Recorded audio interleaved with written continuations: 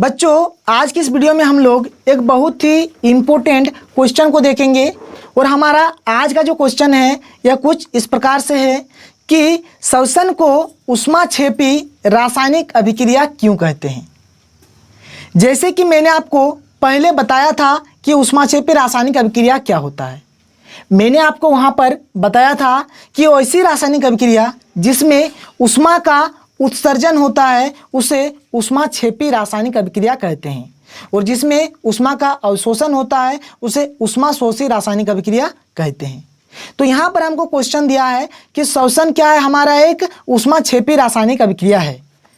तो यह किस प्रकार से है, यही चीज़ हमको यहाँ पर बताना है। तो देखिए बच्चों, हमको क्या है, जीवित रहने के लिए भोजन करना पड़ेगा। ठीक है, भोजन के रूप में हम लोग क्या लेते हैं, जैसे कि चावल लेते हैं, रोटी लेते हैं। फिर इस भोजन को क्या करते हैं, हम लोग मुंह में डालते हैं और इसको छोटे छोटे टुकड़ों में चबा देते हैं, और चबा के हम लोग क्या करते हैं, इसको निगल जाते हैं। और ये छोटा छोटा जो टुकड़ा है यह हमारा क्या है, कार्बोहाइड्रेट है। क्या है, कार्बोहाइड्रेट।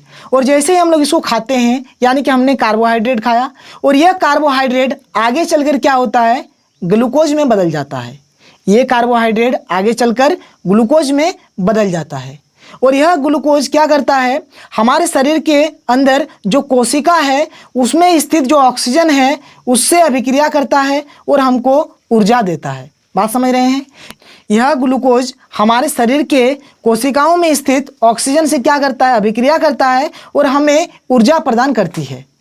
तो यहाँ पर क्या हो रहा है, ऊर्जा प्रदान कर रहा है, यानी ऊर्जा दे रहा है, यानी यहाँ पर ऊर्जा का उत्सर्जन हो रहा है, यानी कि ऊष्मा का उत्सर्जन हो रहा है। इसीलिए श्वसन क्या है, एक ऊष्माक्षेपी अभिक्रिया है।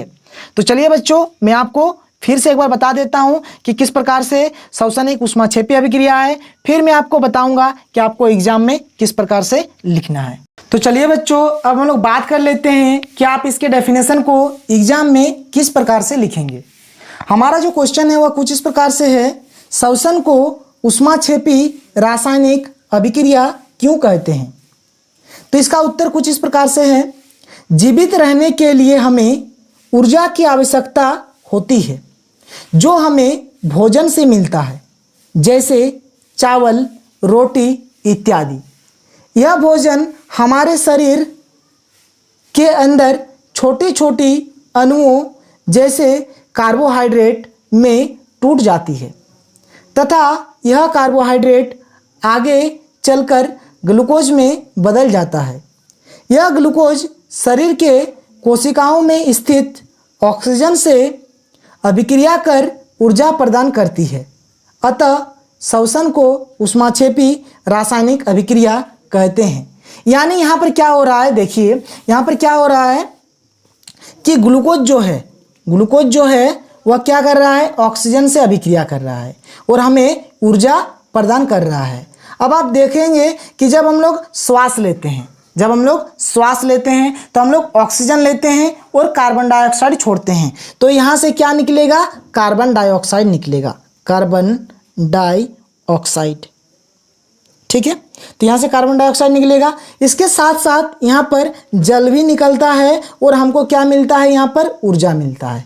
बात समझ रहे हैं। अब देखिए ग्लूकोज का सूत्र क्या होता है, C6H12O6। ठीक है, ऑक्सीजन का सूत्र क्या होता है, यानी संकेत क्या होता है, O2। कार्बन डाइऑक्साइड का क्या होता है, CO2, और जल का क्या होता है, H2O प्लस ऊर्जा। ठीक है, और चलिए अब हम लोग इसको संतुलित कर देते हैं। तो यहाँ पर C की संख्या 6 है, यहाँ पर C की संख्या 1 है, तो यहाँ पर 6 देना पड़ेगा। ठीक है, ये हमने यहाँ पर 6 दे दिया। अब देखिए यहाँ पर O की संख्या 2 है और यहाँ पर O की संख्या 6 है। ठीक है, जबकि यहाँ पर O की संख्या 12 है, यहाँ पर O है। ठीक है, छोड़िए, अभी वो में समझ में नहीं आ रहा, छोड़ दीजिए।